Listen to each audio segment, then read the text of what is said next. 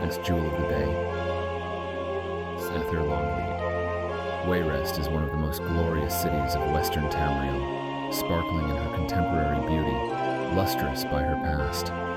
She is prized above all cities in High Rock. No other city has contributed, and continues to contribute so much to the culture of the Bretons. The spirits of her genius children continue to haunt the streets. You can see them in the gabled roofs, grand boulevards, aromatic marketplaces. The people of Wayrest have an instinctive appreciation of their past, but are not obsessed by it, as the people of Daggerfall seem to be. One feels that one is in a modern city when one visits Wayrest, but there is a magic in the air that could only come from 32 centuries of civilization. It is difficult for historians to declare a certain date for the foundation of Wayrest. A settlement of some variety had been in existence where the Builse River feeds the Iliac Bay, possibly since the 800th year of the First Era.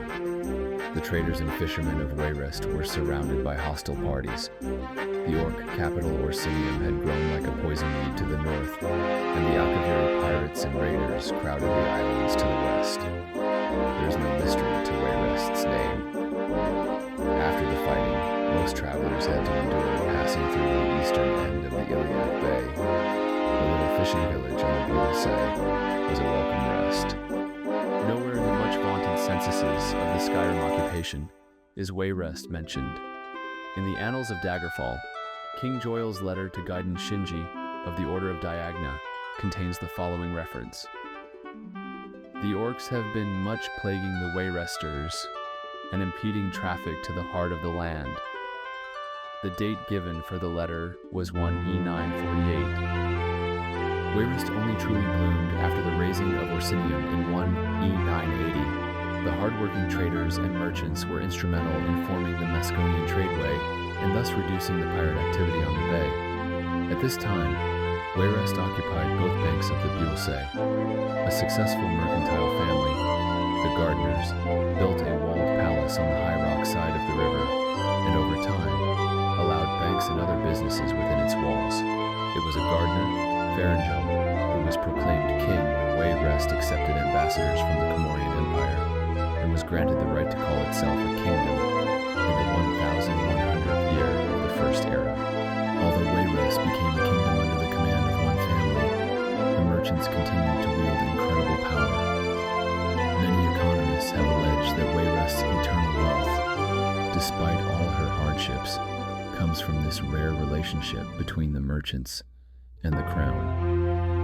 The Gardner dynasty fell, followed by the Cumberland dynasty, which was followed by the Horley dynasty, and finally, in the Third Era, the Septim dynasty.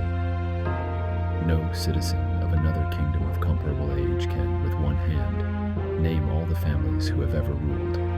Never has a king of Wayrest been deposed by revolution or assassination, except for those of the Septim family. Every king of Wayrest can trace his line back to a merchant prince of Wayrest.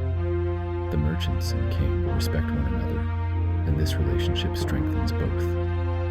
One need only walk down the great boulevard of Wayrest to see physical proof of this unique alliance. Going north to south, Wayrest Boulevard suddenly divides, one half going west and the other going east.